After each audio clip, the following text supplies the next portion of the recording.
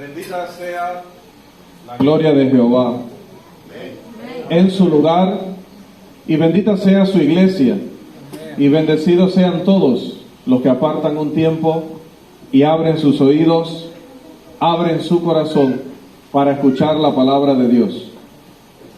Amados, esta es una noche especial para mí, muy especial, porque tengo la oportunidad de predicar en un púlpito donde no pude hacerlo hace un tiempo atrás por las circunstancias que creo que todos conocemos, pero que Dios me ha dado una segunda oportunidad para venir y compartir en otras circunstancias, ahora con alegría, con gozo, con el deseo de escuchar ese mensaje todos, incluyendo este servidor, y escuchar ese mensaje para verdaderamente abrir nuestro corazón y permitir que Dios, como dice la Escritura, convierta un corazón indiferente, convierta un corazón distraído, convierta un corazón ocupado, estresado, lo convierta en un corazón atento, humilde, obediente, que pueda fructificar la palabra en él.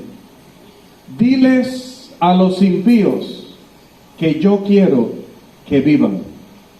Es el título de nuestro sermón o nuestra predicación esta noche. Diles a los impíos que yo quiero que vivan, basado en el texto que ya conocemos de Ezequiel, capítulo 33, los versículos 10 y 11. Sin embargo, no quiero todavía que vayamos a ese pasaje, porque quiero que meditemos antes de empezar a desarrollar las enseñanzas de gran valor que encontramos en esos dos versículos y en ese libro tan especial que han elegido nuestros hermanos para que de ahí manen todas las exposiciones de estas noches y de estos días. Antes de ir allá, quiero recordarles una historia que se encuentra en el libro de Números, el capítulo 22, el versículo 21, y vamos a leer hasta el versículo 30. Números 22, 21 hasta el 30, dice la Escritura en Números: Así Balaam se levantó por la mañana y enalbardó su asna y fue con los príncipes de Moab. Y la ira de Dios se encendió porque él iba, y el ángel de Jehová se puso en el camino por adversario suyo. Iba pues él montado sobre su asna, y con él 2 criados suyos.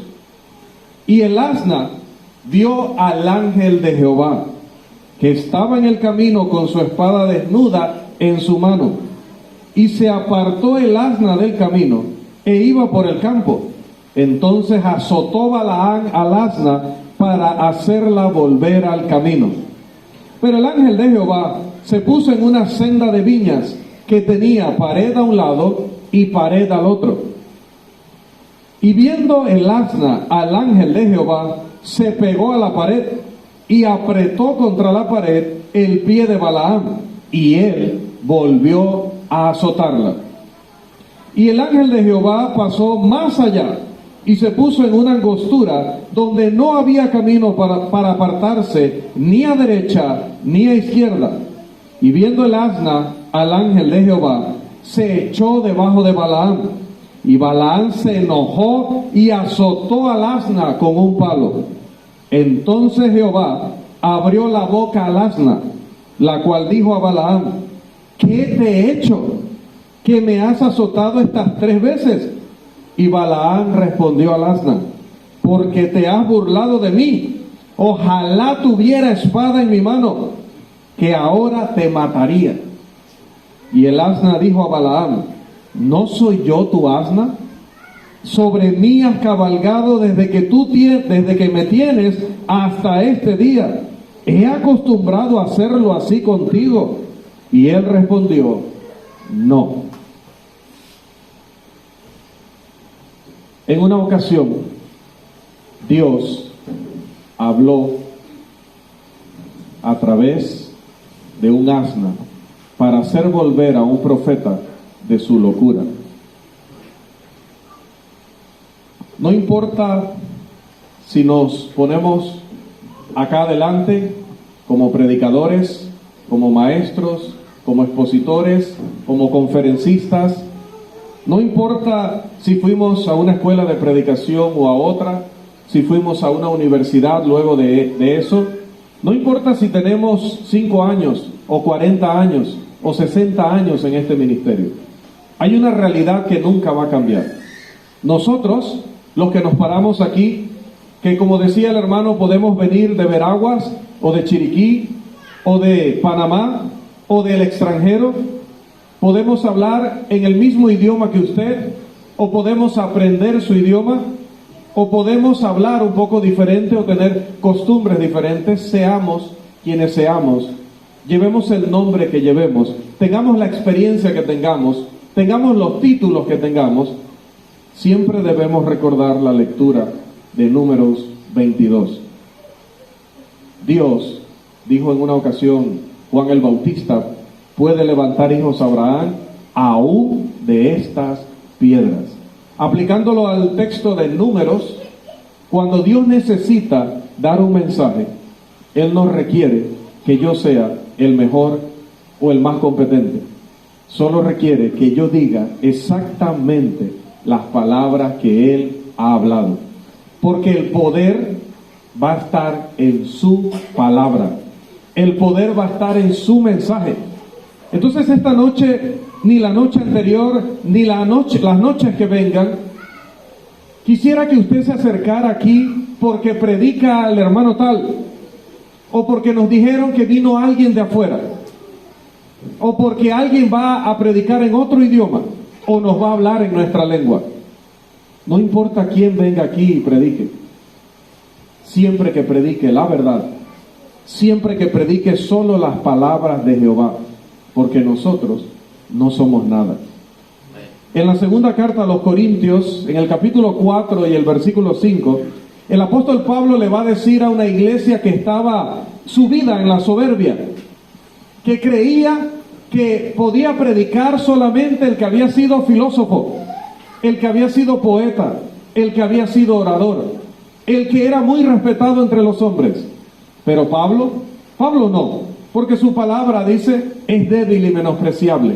Él mismo, su apariencia, no es una apariencia que provoque un respeto, que provoque una reverencia. No, su palabra ni su presencia nos impresiona. El apóstol Pablo va a contestar a través de una gran porción de esta carta, pero específicamente en este texto de 2 de Corintios 4:5, da un mensaje que va en la línea de la enseñanza que estamos extrayendo de Números 22. Porque no nos predicamos a nosotros mismos, sino a Jesucristo como Señor, y a nosotros como siervos vuestros, por amor de Jesús. No nos predicamos a nosotros mismos. Esta noche usted no ha apartado un tiempo para escuchar mis anécdotas personales, o mis logros profesionales, o cómo me ha ido en los negocios.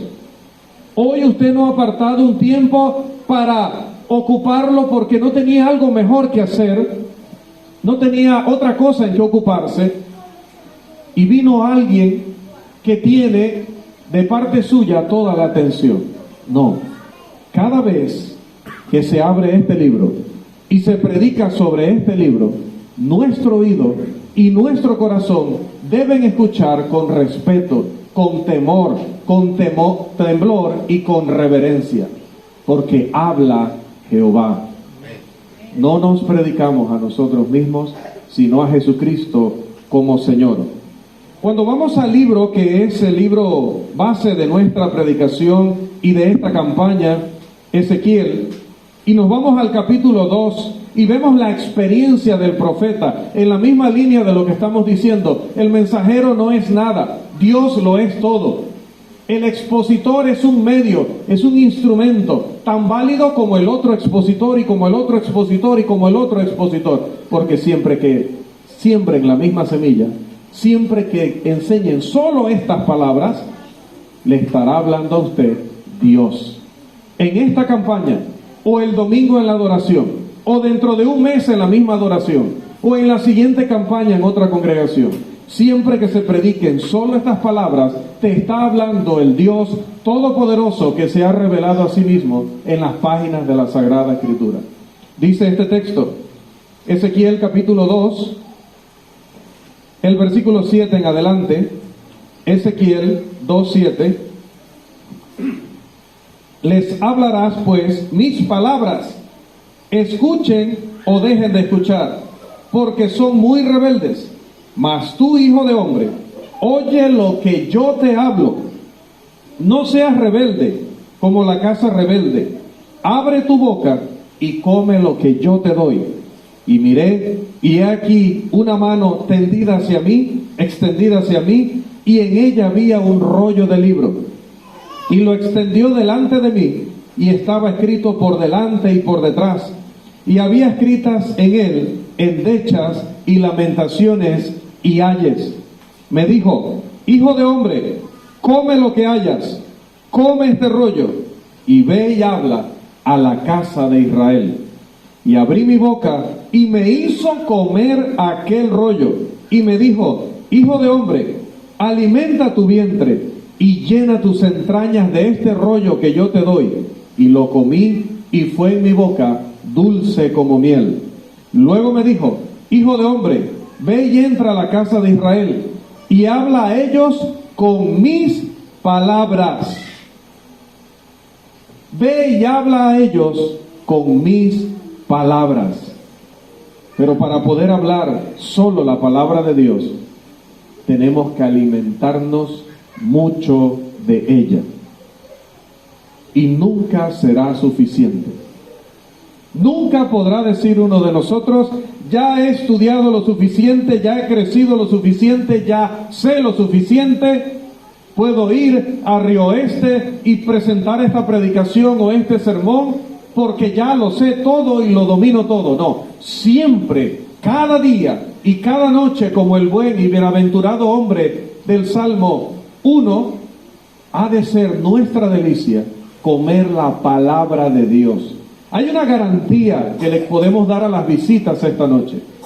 Nosotros no hemos estado leyendo libros de hombres, no hemos estado leyendo revistas, no hemos estado leyendo hoy periódicos, no hemos estado leyendo manuales de disciplina religiosa, no hemos estado leyendo credos. Antes de venir aquí, solamente hemos comido de ese rollo que al hombre que tiene hambre y sed de justicia, como decía nuestro hermano, le va a saber siempre como a miel. Nos hemos deleitado en comer la palabra de Dios para traerle solamente eso, solamente el mensaje de Dios. No me mire a mí, no mire mi parecer, no mire mi estatura, como le dijo Dios a Samuel respecto a los hijos de Isaí, cuando iba a elegir al rey de Israel. No mires en eso, porque Jehová no mira eso. Hoy no mire eso, porque Jehová sigue sin mirar eso. Jehová ha revelado en su palabra lo que usted necesita, independientemente de si yo me voy y se levanta el hermano y toma estos mismos pasajes y los explica. Porque siguen diciendo desde hace miles de años la misma verdad. Siguen hablando del mismo Dios. Siguen hablando de la misma salvación. No va a cambiar nunca. Y la iglesia del Señor puede pasar aquí 100 años o 200 o 500 o 1000. Y el mismo evangelio que estamos predicando hoy será el mismo evangelio en 100 años y será el mismo evangelio en 1000 años, porque es el mismo evangelio de hace 2000 años atrás. El mismo que predicaron los apóstoles. El mismo con el que inició la iglesia de Cristo en el primer siglo de la historia de nuestra modernidad. Es el mismo mensaje.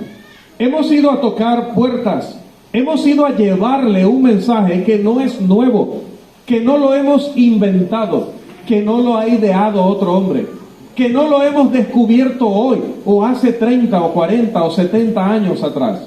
Sí, es probable que se empezó a predicar en esta zona de la tierra hace esa cantidad de años, 60, 70 años atrás. Pero se empezó a predicar aquí. Pero la palabra viene desde el primer siglo, dando a la humanidad lo que es la voluntad de Dios y el camino y la verdad y la vida que tanto necesita el hombre. Amados, Dios elige a este profeta muy especial, decía, para que llevara un mensaje que no podía ser su interpretación personal. Era un hombre que pertenecía a la aristocracia o a la gente de la alta clase de su nación. Era un hombre que pertenecía a la familia sacerdotal, por lo tanto era considerado en la sociedad judía un hombre y una familia muy importante.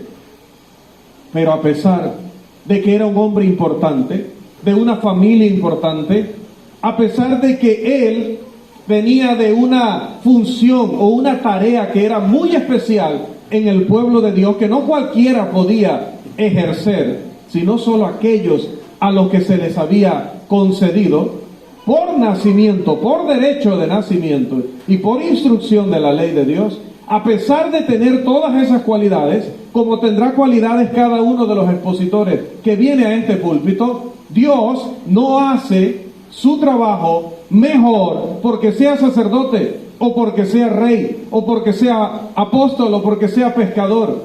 Dios hace siempre su trabajo, su palabra nunca vuelve vacía, porque el poder está en ella, el poder está en la semilla, y la semilla es la palabra de Dios.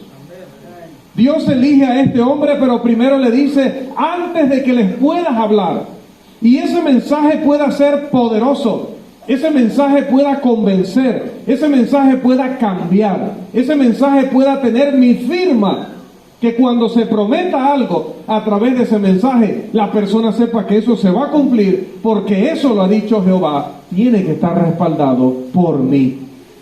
Come y habla solamente mis palabras.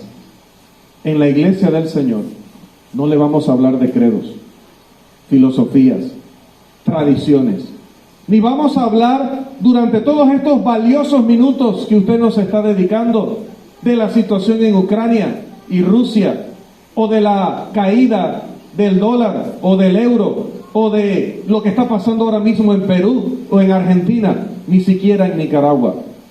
No le vamos a hablar del clima, no le vamos a hablar de nada que no sea el mensaje que dice, dile a los impíos, yo quiero que vivan, yo quiero que sean personas que obtengan de mí la verdadera vida. Ese es el mensaje que esta noche, y desde hace 2000 años, incluso más, si nos vamos a la época de Ezequiel, y aún más si nos vamos a la época de Moisés, y aún más si vemos desde el principio, es el mensaje que estaba preparado, dice el apóstol Pablo en Efesios, desde antes de la fundación del mundo, cuando ni usted ni yo existíamos, cuando no existía este universo. Ya Dios había preparado este mensaje porque sabía que lo íbamos a necesitar. Dios no lo ha llamado hoy a entretenerse aquí. Dios no lo ha llamado a ocupar su tiempo en esto como lo hubiera podido ocupar en otra cosa. Dios, hermanos, quiere que le entreguemos a usted con urgencia, con muchísima urgencia, un mensaje que es de vida o muerte. Por eso dice, dile a los impíos que yo quiero que vivan, porque si no les das el mensaje, como también exponía nuestro hermano anoche, si no les das el mensaje, si ellos no son advertidos, si no toman en serio el mensaje, van a morir. Van a morir. Y no habrá para ellos más esperanza. Dios encomienda a Ezequiel que le hablara a un pueblo muy difícil. Un pueblo que va a decir él luego en el versículo 7, mas la casa de Israel no te querrá oír, porque no me quiere oír a mí, porque toda la casa de Israel es dura de frente y obstinada de corazón. No solamente le entregó su mensaje, sino que le encomienda hablar a un pueblo que no quería escuchar. ¿Usted se imagina que el hermano Franco y el hermano Darío me hubieran dicho, hermano, te vamos a encomendar la predicación de la noche del viernes, pero queremos advertirte algo? hemos hecho una encuesta y la gente no te quiere escuchar. ¿Usted se imagina lo que es pararse a predicar y que te digan, quiero que sepas que más o menos el 90%, la mayoría de los que está aquí, nos ha manifestado que no quiere escuchar tu predicación? ¿Cómo sería ese mensaje? El primer sermón de Jeremías tuvo que haber sido un sermón muy entusiasta, era el primer sermón. Pero cuando Jeremías ya llevaba más de 20 años predicando y no había logrado que se convirtiera uno solo, ¿cómo se sentía él cuando exponía?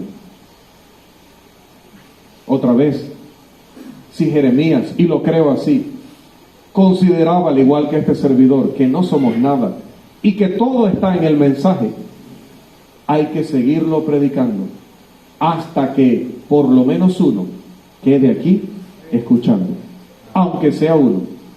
Y veo más de uno. Veo un pueblo de Dios, veo visitas de la comunidad, veo incluso hermanos que probablemente no han estado llevando su vida en orden, que no han estado pegados a la vid verdadera, la que da vida a los pámpanos, a esas ramas que producen el fruto de la vid, que como sabemos es las hermosas y deliciosas uvas espirituales. Veo hermanos que, al igual que Balaam, decidieron tomar el camino que les estaba proponiendo los príncipes de Moab. No sé cuál ha sido su camino. El camino de la mentira, el camino del libertinaje, el camino de la inmoralidad, el camino de la prosperidad económica, el camino del odio y del resentimiento que ha apartado a mucha gente del camino de Dios, odiando a sus hermanos como Caín odiaba a Abel. Yo no sé qué lo apartó de su camino. No sé qué lo llevó lejos de la verdad, lejos del cuerpo de Cristo. Pero algo sé, que está esta noche aquí. Y si está esta noche aquí, es porque quiere escuchar la palabra de Dios. Quiere oír a Jehová hablarle. Quiere saber cómo Él le puede, nuevamente, si ha sido usted un hijo de Dios, pero que se ha descarriado, cómo le puede dar nuevamente vida, pero vida en abundancia. Y si usted nunca ha dado el paso, ha escuchado no solo en esta campaña, sino en muchas ocasiones este mensaje, pero no ha tenido el valor de decir, a partir de hoy voy a entregar mi vida en obediencia al Señor, voy a confesar que Jesús es mi Señor y voy a hacer lo que Él me pida para obtener su perdón y ser parte de su pueblo. Si hasta ahora usted no ha tenido el valor, está teniendo una oportunidad más hoy. Otra vez Dios ha enviado su palabra. Otra vez Dios ha enviado su mensajero. No se ha descrito usted como aquellos duros de frente, dice la Escritura, y obstinados de corazón. No se retire, no se atreva a retirarse esta noche arriesgando su vida, arriesgando su destino eterno. Abra su mente, abra su corazón. Eso no va a suceder milagrosamente.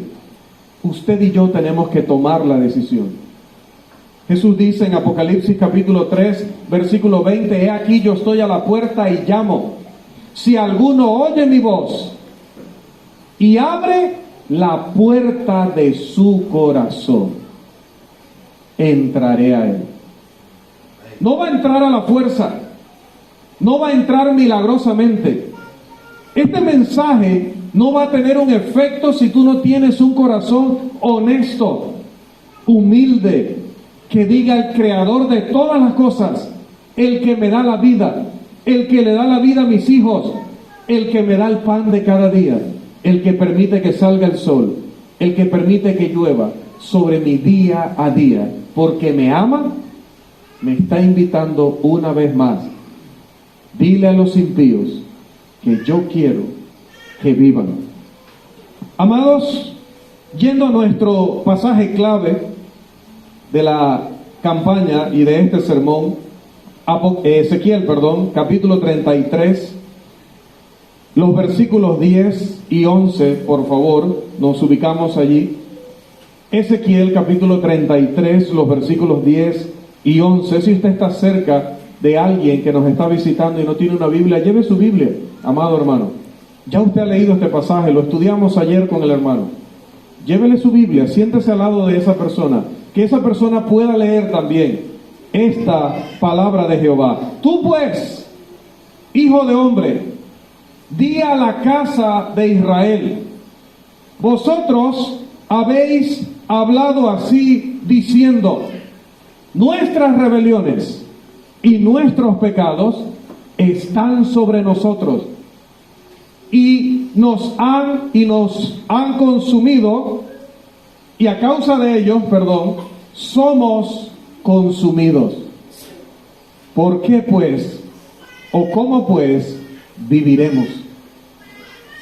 Ve y dile a la casa de Israel: vosotros habéis hablado así, diciendo: nuestras rebeliones y nuestros pecados están sobre nosotros.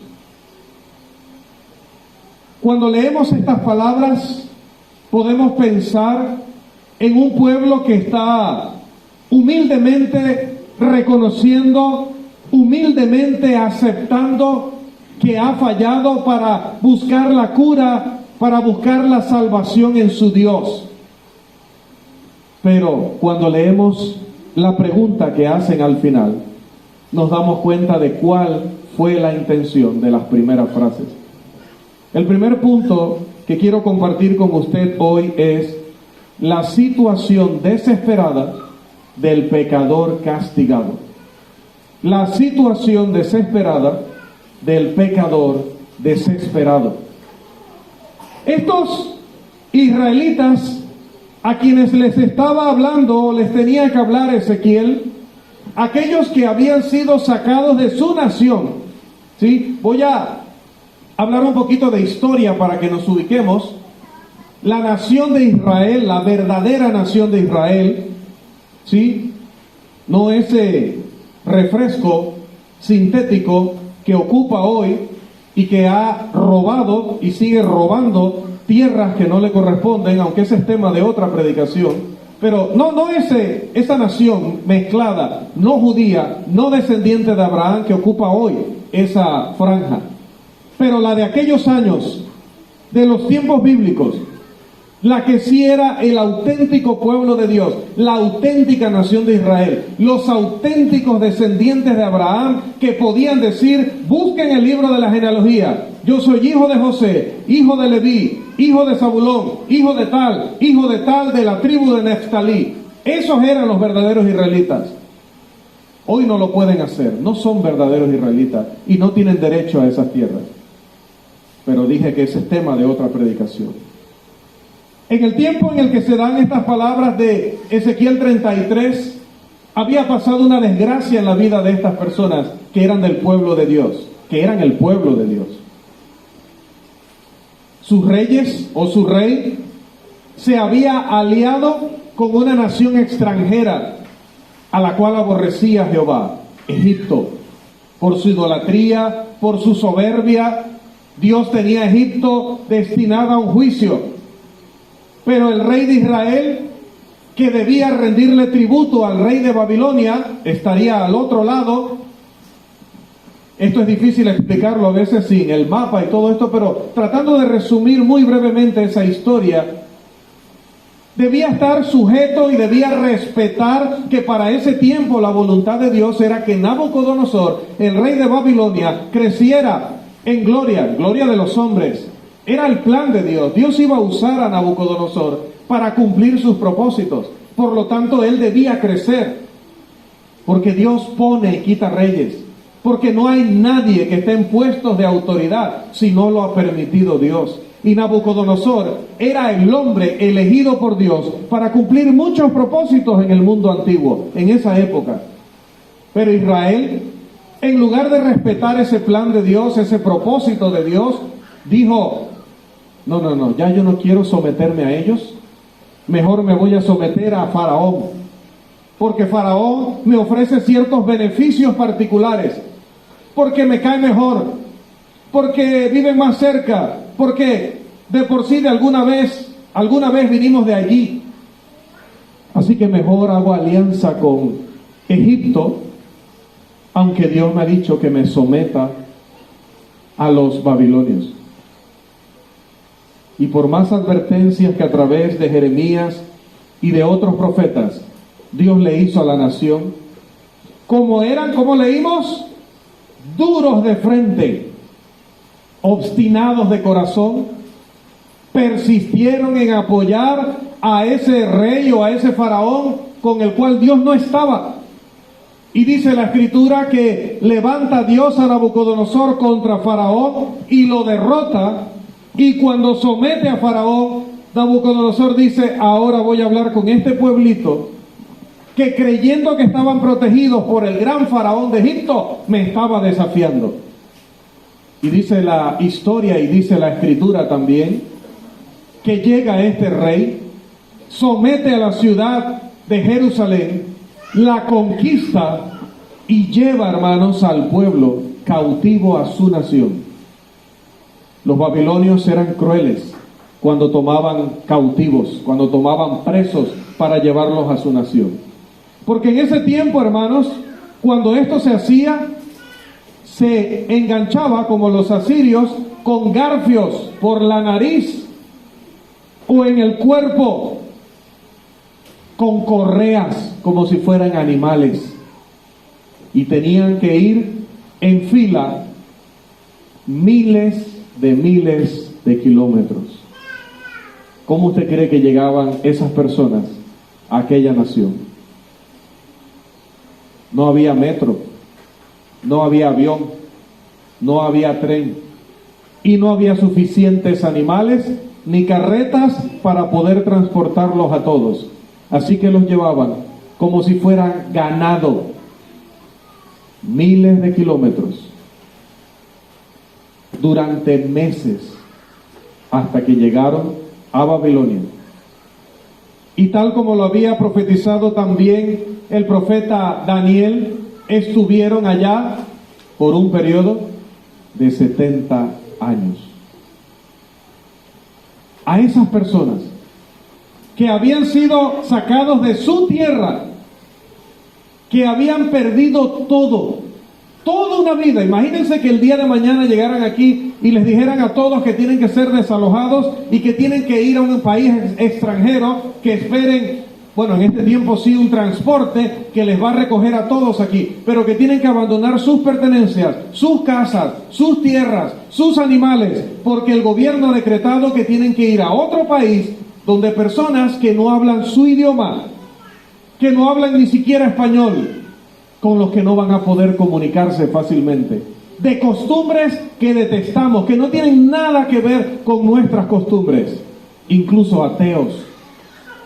¿Cómo se sentiría usted si le pasara eso? ¿De qué ánimo, de qué humor estaría usted si le quitaran ahorita todas sus cosas? ¿Cómo se siente la gente cuando por un accidente se quema su hogar y lo pierden todo? Así se sentían los judíos que estaban en Babilonia, a quienes Ezequiel les estaba hablando. ¿Y qué habían dicho estos individuos? Dice: yo sé, dice Dios, lo que están diciendo. Yo sé lo que han dicho. Han dicho: nuestras rebeliones y nuestros pecados están sobre nosotros. A causa de ellos somos consumidos. Hasta ahí parecería una confesión, mencionaba. Pero en la pregunta final nos damos cuenta de la amargura que había en esos corazones. Dice: ¿cómo pues viviremos?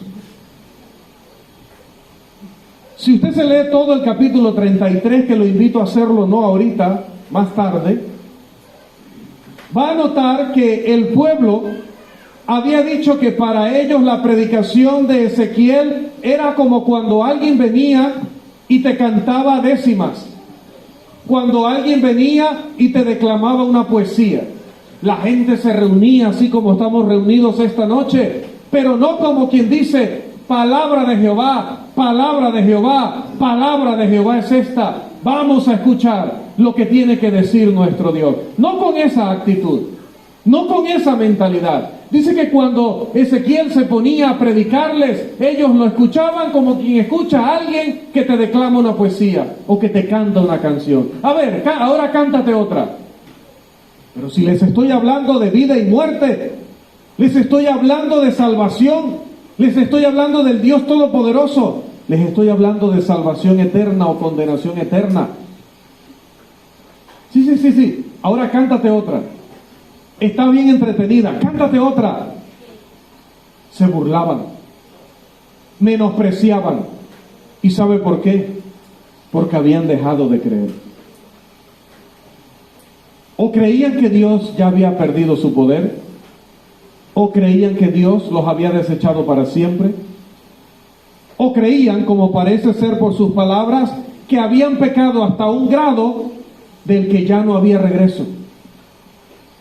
Algunas veces pensamos que ya no hay vuelta atrás y por eso no nos reconciliamos. Decía el predicador anoche, si usted quiere reconciliarse y es un hijo de Dios, pero que ha estado descarriado, quédese de pie. Quédese de pie y reconcíliese con Dios. Citando aquel pasaje del apóstol Pablo, os rogamos, reconciliaos con Dios. ¿Y sabe qué sucedió? Usted sabe lo que sucedió. Usted se volvió a sentar.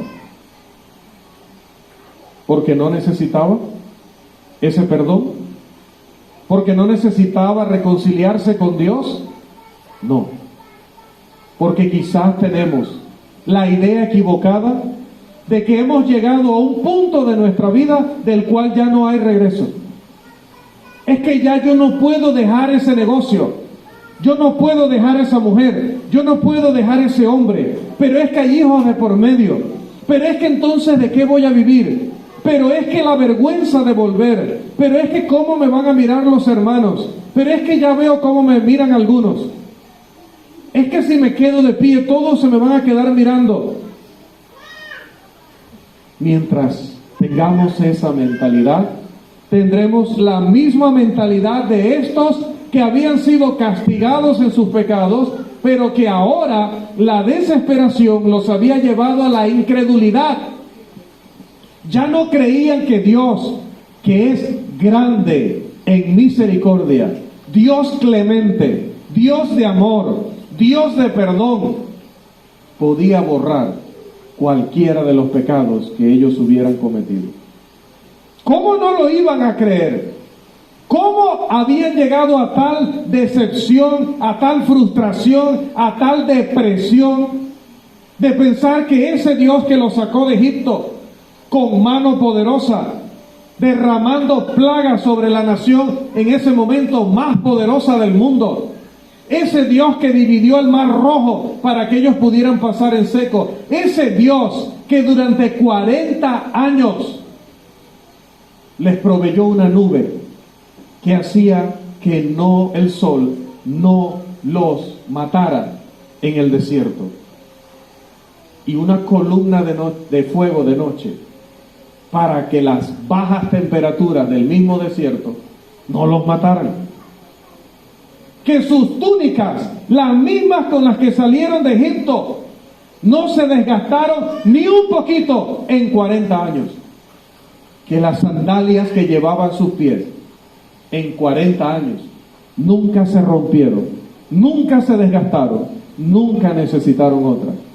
Que todos los días, por la mañana, muy temprano, llovía del cielo por el poder y el decreto de Dios el maná, para que todos los días comieran un alimento enviado del Dios del cielo, que era suficiente con todos los nutrientes, con todas las proteínas, con todo lo que necesitaban para resistir esa larga jornada por el desierto, para que fueran guerreros que pudieran resistir las grandes batallas que tuvo que librar el pueblo de Israel, para conquistar en el camino a sus enemigos y para conquistar la tierra prometida, que estaba llena de naciones que estaban mucho mejor entrenadas y que tenían muchas más riquezas y mejores murallas cada una para defenderse de Israel. Pero el maná que Dios les dio los fortaleció lo suficiente para resistir. Ese Dios que los sanó de las mordeduras de las serpientes, ese Dios que los protegió de sus enemigos una y otra vez, ese Dios ahora en la boca de estos hombres y mujeres ya no podía salvar, ya no podía perdonar. ¿Cómo pues viviremos? Si Él se ha ensañado con nosotros, nos quiere exterminar, nos quiere acabar. ¿Y sabe también por qué se sentían así? Porque venían de un largo historial. Amados, estos hombres no solamente fueron invadidos la primera vez por Nabucodonosor. Resulta que cuando Nabucodonosor toma a estos prisioneros y se los lleva y somete al pueblo, pone un rey de su gusto allí, el rey Sedequías, tío del verdadero rey que era Joacim. Al tiempo, escucha que de nuevo, ese mismo pueblo que él había sometido nuevamente, ese mismo pueblo que se había refugiado en Egipto para llevarle la contraria, nuevamente estaba en rebeldía contra él. Y dijo, no le pagaré impuestos, no me someteré, no me volverá a pasar. ¿Se acuerdan? Yo creo que muchos aquí, y así mismo muchos no. Había un hombre fuerte en Panamá, entre comillas, y una vez se paró en un atril así como este y blandió un machete nuevo que no había cortado nada, o por lo menos queremos creer eso, y blandió eso y dijo el famoso eslogan, ni un paso atrás. Cuando llegaron las fuerzas estadounidenses, los pasos no fueron hacia atrás. Él tenía toda la razón, porque la iglesia le quedaba hacia el norte. Entonces corrió hacia enfrente y se escondió como un cobarde, y lo sacaron como un criminal más. Y el hombre fuerte nunca más fue fuerte, solo se aprovechaba de los débiles. Nabucodonosor vivió lo mismo con Israel. Otra vez este pueblecito. Voy a tener que darles una que no se les olvide nunca. Nabucodonosor regresó unos años después y ya no solamente vino para poner y quitar rey o para llevarse cautivos a la élite o la aristocracia o la gente más importante de la ciudad, sino que llegó, hermanos, con mucha ira, con mucha indignación, y dijo, ahora van a aprender a respetar a Nabucodonosor, el rey del mundo, y arrasó con Jerusalén, hermanos, destruyó la ciudad y quemó el templo hasta sus cimientos, y se llevó todos sus utensilios, todas las cosas sagradas del templo, que no podía tocar cualquier hombre. Sus soldados, por el permiso de Dios, pudieron entrar, pudieron destruir, pudieron recolectar todo eso y llevárselo. Y solo cuando vieron a su pueblo tan destruido, allá en las ruinas, Israel pudo ver que había cometido nuevamente un grave error. Por eso estas personas hablan con este tono de decepción y de frustración. Habían pasado, dije, unos años desde la primera vez y el templo seguía en pie. La ciudad seguía en pie. Y mientras estaban en pie, estos judíos que estaban allá en Babilonia habían dejado solo a los más pobres y al profeta Jeremías. Los habían dejado en la tierra. Y ellos allá decían, bueno, nos ha pasado esto, pero volveremos. Pronto volveremos. Y no estoy haciendo el eslogan del otro partido. Pronto regresaremos a nuestra tierra. Y mantenían esa fe y esa esperanza en alto. Como nosotros muchas veces decimos, y Dios me va a dar los medios para salir de esta enfermedad, y Dios me dará los medios para que yo consiga un trabajo, y Dios me dará la forma de persuadir o convencer a mis hijos, o a mi esposo, o a mi esposa, o Dios me dará la oportunidad de dedicarme al ministerio, o Dios me dará esto, o Dios me dará aquello, las cosas van a cambiar. Y cada noche y cada día estamos orando y estamos pidiendo. Así estaban los judíos. Pero cuando llegaron noticias de un mensajero que recorrió casi 1 año y medio desde esa tierra hasta Babilonia para anunciarle a los cautivos, Jerusalén ha caído, el templo ha sido destruido, se han robado todo y se lo han traído para Babilonia. Cuando esas noticias llegaron a los oídos de los judíos allá, hermanos, su corazón estalló en 1000 pedazos. Sus esperanzas se quemaron junto con la ciudad. Su fe se fundió junto con las casas y toda la estructura que derribó y arrasó el ejército de Babilonia. Ahora le dicen al profeta, si él nos ha buscado de esa manera, o sea, no le bastó que nos humillaran Nabucodonosor aquella vez, no le bastó que nos trajera este impío a su país y hemos tenido que vivir aquí viendo cómo la gente come animales inmundos y cómo adoran dioses falsos y cómo viven en una inmoralidad rampante y vergonzosa. Nuestra alma se siente frustrada por todo lo que hemos vivido y ahora no le bastó al Señor eso, sino que ha permitido que ese impío destruya su santo templo y la santa ciudad a la que nosotros pensábamos volver. Ese es el Dios de amor, el Dios de clemencia, el Dios de misericordia. El pecador, hermanos, tiene la desfachatez de recibir las consecuencias de sus malas decisiones, de darle la espalda a Dios, de rebelarse, de ser soberbio. Sí, otro día te oiré, otro día, sigue, cántanos otra, a ver, cántanos otra, dicen. Y otros decían, otro día te escucharemos. Ya no tenemos más tiempo para escucharte, Ezequiel. Ya no tenemos más tiempo para escucharte, Jeremías. Con Jeremías peor, a Jeremías hasta lo atacaron, lo metieron preso. No te queremos escuchar. Ese pueblo soberbio, de la frente dura, del corazón obstinado, que llegó a atacar a los mensajeros de Dios, que llegó a desafiar a las grandes naciones, sin tener el respaldo de Dios. Ahora que estaban viviendo las consecuencias, decían, ¿cómo vamos a recibir misericordia y bondad de un Dios como este, que nos ha dado la espalda, que nos ha abandonado?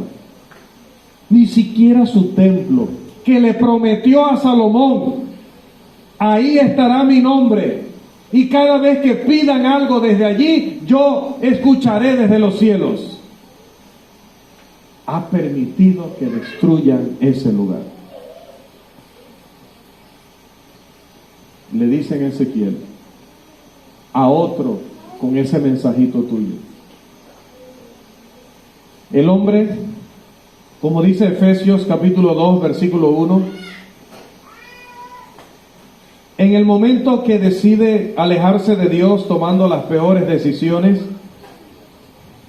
dice el libro de Efesios que Dios le considera muerto. Efesios 2 capítulo 1 dice, y os dio vida juntamente con él. Efesios capítulo 2 versículo 1, y él os dio vida a vosotros cuando estabais muertos en vuestros delitos y pecados.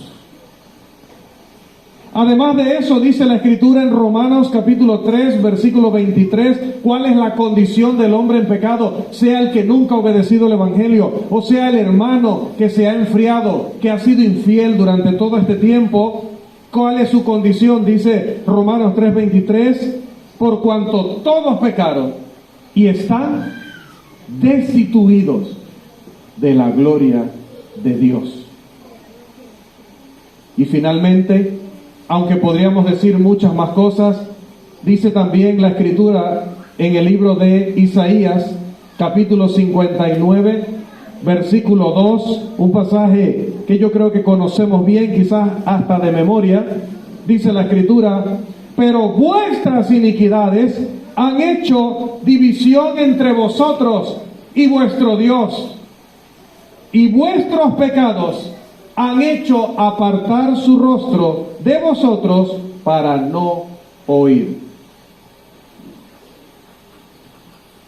Muertos en delitos y pecados, destituidos de la gloria de Dios y sin comunicación espiritual con Dios. Cuando vamos a evangelizar, a veces las personas nos dicen: pero si yo estoy con Dios, o Dios está conmigo. Y siempre les pregunto: ¿y por qué usted cree que Dios está con usted? Bueno, es evidente. Tengo salud, tengo mi familia, tengo mi casita, tengo mi trabajo, mis hijos están estudiando, ya tengo uno graduado, profesional, tengo mi carrito y tengo mis cuentas de ahorros. ¿Cómo no voy a decir que Dios está conmigo? Ok. Ahora, una pregunta. ¿Y qué tienen los narcos? ¿Cómo? Los narcotraficantes. ¿Qué tienen ellos? ¿Tienen hijos? Sí. ¿Esposa? Sí, a veces tienen varias. ¿Tienen casa? Oh, tienen mansiones. ¿Tienen carro? ¡Uf! A veces una flota. Y de lujo. ¿Tienen ahorros? Nah, ni ahorran, ya ni cuentan el dinero. Dice que Pablo Escobar llegó un tiempo, el gran narcotraficante colombiano, llegó un tiempo en que ya no contaba los billetes, porque perdían demasiado tiempo por la cantidad. Entonces los pesaban. Entonces agarraban una paca y la pesaban y dice: bueno, ese trabajito cuesta 10 kilos de billetes. Entonces ya daban por kilos, porque era perder tiempo tratar de contar tanto dinero. Y las ligas que le ponen a los billetes también dice que ya no encontraron dónde comprar más. Y yo creo que muchos conocemos la historia de Pablo Escobar Gaviria. Amén. Muchos conocemos la historia de otros como él, actuales. El Chapo Guzmán, por ejemplo. Ellos tienen más que usted, le digo a la persona. Ellos han tenido muchísimo más que usted. Cuidado, tienen hasta más salud. Y yo le pregunto a usted: ¿Dios está con el Chapo Guzmán? ¿Dios estaba con Pablo Escobar Gaviria? ¿Dios está con los carteles? ¿Dios está con el político mentiroso que se está enriqueciendo, que sus hijos están estudiando en el extranjero gracias a los bienes y recursos del IFARU? Porque para eso son, ¿no? Para que los más necesitados puedan sacar su título en Alemania y en Noruega y en Finlandia. Ellos tienen más que usted y más que yo, terrenalmente hablando. Viven vidas más plenas. Tienen más títulos, tienen más casas, tienen más carros. ¿Dios está con ellos? Dios aprueba la forma de vida que tienen, la mentira, el narcotráfico, el asesinato. Dios aprueba eso. Siempre, invariablemente, la persona me va a responder: claro que no. Entonces, ¿nota usted el paralelo? Mire, usted me dice que Dios le bendice porque tiene casa, el otro tiene mansión. Que Dios le bendice porque tiene hijos, él también. Que Dios le bendice porque tiene esposa, él también. Y tres. Que Dios le bendice porque tiene carros, él tiene una flota. Que Dios le bendice porque tiene ahorros, y él ya no puede ni contar su dinero. La persona entonces me pregunta: wow, interesante. Entonces, ¿cómo sé ¿O cómo sabe uno si está bendecido o no está bendecido por Dios? He ahí la diferencia. Hay lo que se conoce como bendición general y hay lo que se conoce como bendición espiritual. Dios es tan bueno que hace salir su sol, dice Mateo capítulo 5, sobre justos e injustos, que hace llover sobre malos y sobre buenos, sin distinción. Eso se llama bendición general. No se engañe, amigo, y no se engañe, amiga, que porque usted tiene un buen trabajo, que porque tiene su familia con bien, que porque ha tenido buena salud, que porque tiene unos ahorritos, que porque le va bien en esta vida terrenal, Dios está con usted y no necesita humillarse delante de Dios pidiendo perdón por sus pecados. No necesita meterse al agua del bautismo para declararle a Dios a través de ese acto que usted está dispuesto y dispuesta a hacer lo que Él le pida. No crea que usted no necesita eso solo porque le va bien en su vida terrenal. Porque como a usted, también le va bien al violador y al psicópata y al que está invadiendo a una nación, reduciéndola a las cenizas, matando inocentes, y también el que ha promovido todas estas enfermedades que han estado diezmando a la población mundial, y el político mentiroso y todos aquellos que podría enumerar. La bendición general no es una garantía de que Dios está contigo. Todos la tienen. Sean buenos, sean malos o sean peores, todos tienen la bendición general de Dios. Pero ¿sabes a qué te llama Dios hoy? Cuando te dice, o me dice a mí, y le dice a los mensajeros, dile a los impíos que yo quiero que vivan. Esa vida no es la vida de tener alimentos, no es la vida de tener salud, no es la vida de tener trabajo, no es la vida de ser popular, de ser famoso, de tener muchas tierras, de tener un apellido muy respetado. Es la vida espiritual, que esa no te la puede dar el trabajo, no te la puede dar la vida terrenal, no te la puede dar una nación, no te la puede dar ni el hombre más rico del mundo. ¿Cómo pues viviremos?, preguntaban estos señores. Y dice Dios, los he escuchado. Estoy escuchando que creen que yo me he quedado sin poder, o que me he quedado sin amor, o me he quedado sin las dos cosas. No se equivoquen. Isaías 59:2. Pero vuestras iniquidades han hecho división entre vosotros y vuestro Dios, y vuestros pecados han hecho ocultar de vosotros su rostro para no oír. Somos nosotros los culpables y no Dios. Cuando el hombre se desespera en las consecuencias que ha recibido por sus pecados, de vivir en un mundo lleno de maldad, en un mundo lleno de engaño, de hipocresía, de envidia, eso no es culpa de Dios. Es culpa de nosotros mismos, es culpa de la humanidad.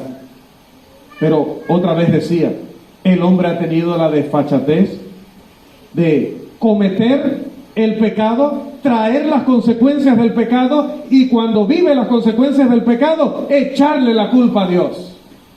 Lo hizo Adán, nos decía nuestro hermano anoche. Adán, ¿por qué comiste del fruto del árbol? Dice, la mujer que tú me diste, la mujer que tú me diste, esa individua que tú me diste, si ella no existiera y tú no me lo hubieras dado, no pasa esto. Así somos. Culpamos a Dios. ¿Qué hace esa gente en la iglesia todos los días? Leyendo la Biblia todos los días, predicando de casa en casa. ¿De qué les ha servido? El veragüense ese que trajeron a predicar, ¿tiene carro? No, ni carro tiene. ¿Tiene título? No tiene título universitario. ¿Habla inglés? No habla inglés. Ni guapo es. Entonces, ¿para qué es cristiano? ¿Dónde está la bendición de Dios? He oído por ahí que tiene sus achaques de rodilla, de congestión nasal. Entonces, ¿para qué sigue a Dios? En una ocasión Pedro preguntó, oye, maestro, nosotros hemos dejado casas, trabajos, familia, Lo hemos dejado todo por ti. Y entonces, ¿a razón de qué? ¿Cómo pues viviremos si tenemos un Dios que nos castiga por el pecado y nos ha llevado a vivir consecuencias terribles? Viene entonces la respuesta inesperada del juez divino. Versículo 11. Diles: vivo yo, dice Jehová el Señor, que no quiero la muerte del impío, sino que se vuelva el impío de su camino y viva. Volveos de vuestros malos caminos, ¿por qué moriréis, oh casa de Israel? Que a mí se me ha acabado el poder, o la misericordia, o la clemencia. No se ha acabado. No se ha cortado el brazo de Jehová para salvar. No se le ha enfermado su oído para oír. Sigue oyendo tan claramente como siempre. Sigue pudiendo hacer todo como siempre lo ha podido hacer, porque es Dios todopoderoso, bendito por los siglos. Porque su gloria llena los cielos y la tierra. Y no hay nada imposible para Él. No ha perdido poder. Pero en nuestro segundo punto decimos que este pueblo recibió una respuesta inesperada del juez divino. Vivo yo. Hace una frase que en ese tiempo era el más fuerte de los juramentos. Si ustedes están dudando de mí, dice Dios, pues se lo voy a jurar por mí, porque no puedo jurar por algo más grande. Qué maravilloso es nuestro Dios, que no te ha prometido nada basándose como el gobierno en sí. Si vas a chapear, si haces una obra social, si haces unos cursos en línea, te voy a ayudar con tus necesidades. O como dice el del IFARU, si me consigues 1000 votos para el candidato tal, ya sabes que tienes tu beca para ir a estudiar a Finlandia, al lado de la parienta de nuestra diputada. Pero ese es tema de otra predicación.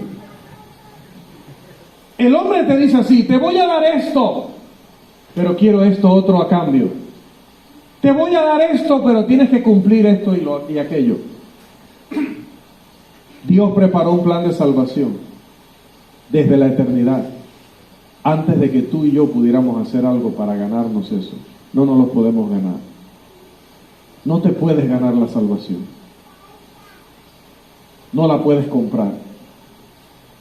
Es un regalo de Dios para aquel que por fe obedece sus mandamientos. Vivo yo, dice el Señor. El juramento de lo que te voy a prometer, de lo que te voy a dar, está basado en que yo existo.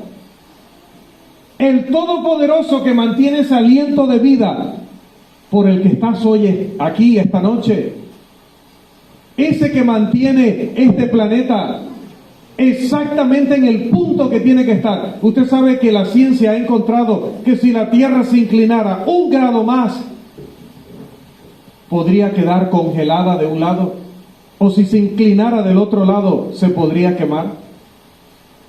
Pero dice Isaías 40 que Dios la ha colgado exactamente donde ella tiene que estar. Y dice Hebreos que el Hijo de Dios, que creó todas las cosas, la sustenta con la palabra de su poder. El día y la noche, el verano y el invierno, la siembra y la cosecha, todo es porque Él ha prometido y Él ha cumplido, porque tiene el poder para hacerlo.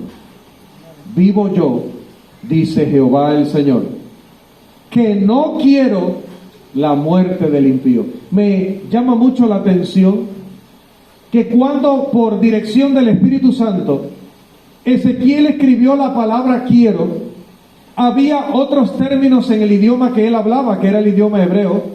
Había otro término para decir quiero.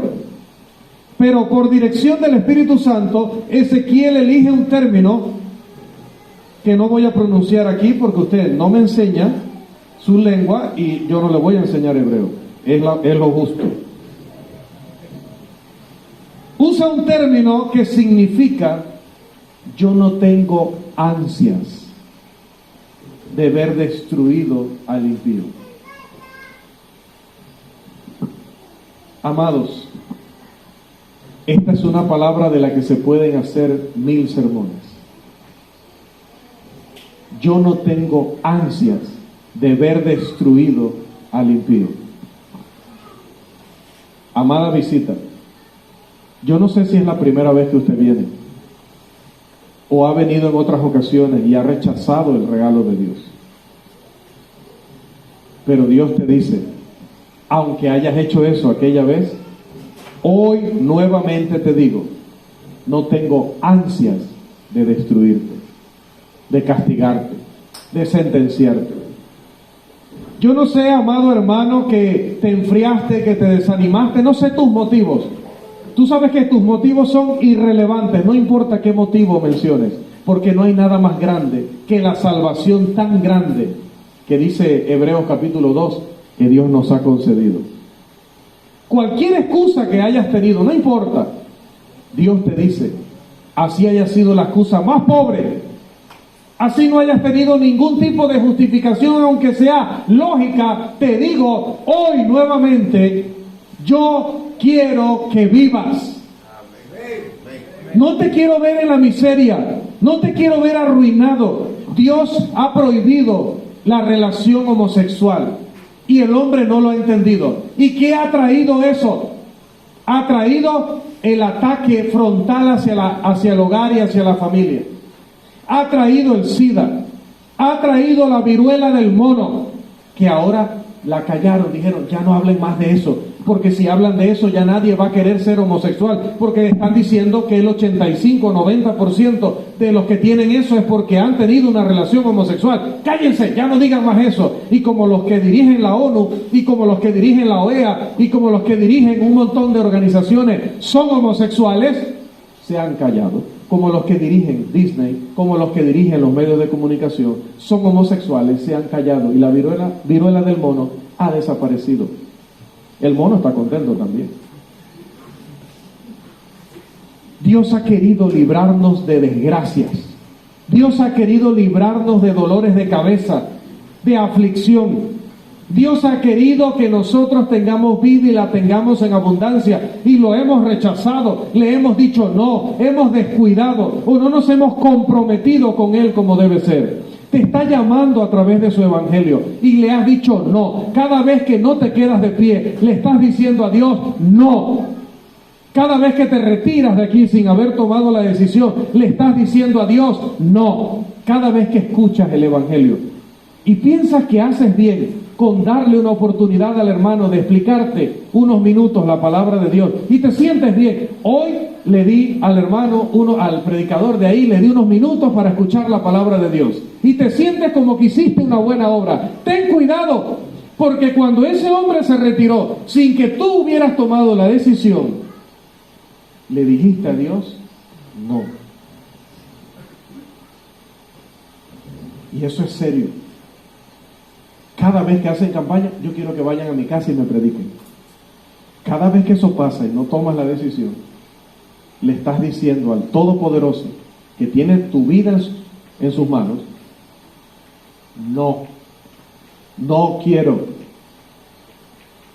Aunque no lo digas así verbalmente, le estás diciendo no quiero. Jesús le dijo al joven rico, ¿quieres ser perfecto? Anda y vende todo lo que tienes, dalo a los pobres y ven y sígueme. ¿Dijo el rico que no lo iba a hacer? No. Verbalmente no lo dijo. Pero dice que dio la vuelta y se fue triste porque tenía muchas posesiones. Yo no sé qué es lo que te detiene, pero cada vez que te ha detenido tu papá, tu esposo, tus hijos, tus vecinos, tu propia soberbia, tu pecado, tu indiferencia, cada vez que te ha detenido de obedecer el Evangelio de Jesucristo, le has dicho a Dios, no. Pero aún así, Dios dice, no estoy ansiando tu destrucción. Si Dios ansiara nuestra destrucción, ¿cuántos saldríamos esta noche aquí? Ninguno. Si Dios ansiara destruirnos, no estuviéramos ninguno. Cuando Adán pecó, Dios pudo haberlo destruido instantáneamente, pero no lo hizo. Lo maldijo y maldijo la tierra, pero le hizo túnicas, los vistió, y nunca Dios ha abandonado al hombre, aunque el hombre lo ha abandonado tantas veces. Por eso dice el salmista en el Salmo 8, cuando miro los cielos, la luna y las estrellas que tú formaste, pienso, ¿qué es el hombre para que te acuerdes de él? ¿Qué somos nosotros para que Dios nos tenga que rogar? El Todopoderoso, el dueño del universo, nos tiene que rogar, nos tiene que insistir. ¿Quiénes somos? ¿Sabe quiénes somos? El objeto de su amor. Porque de tal manera amó Dios al mundo que ha dado su Hijo unigénito, para que todo aquel que en Él cree no se pierda, mas tenga vida eterna. Termino esta exposición. No sé cómo hacen para mover ese reloj tan rápido. Llevaba 10 minutos y ahora llevo más de una hora, creo. Dios te dice, Marcos capítulo 16, el que creyere y fuere bautizado será salvo, mas el que no creyere será condenado. Hechos capítulo 2 versículo 38, arrepentíos y bautícese cada uno de vosotros en el nombre de Jesucristo para perdón de los pecados. Te dice en Hechos capítulo 17 versículo 30, habiendo pasado por alto los tiempos de esta ignorancia, manda a todos los hombres en todo lugar que se arrepientan.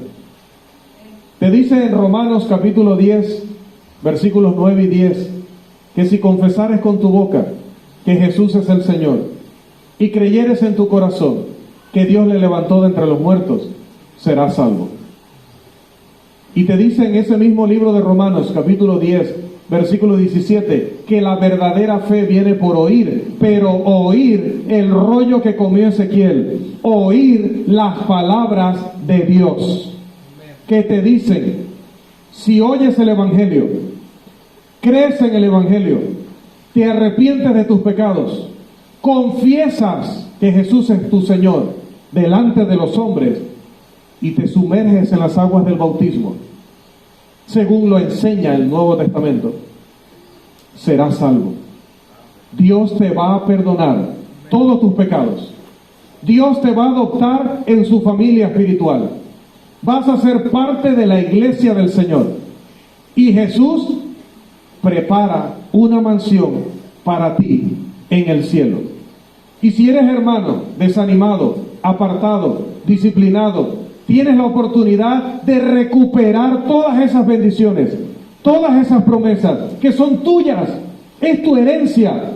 No te la dejes quitar, ni por ti, ni por nadie. He aquí, yo estoy a la puerta y llamo.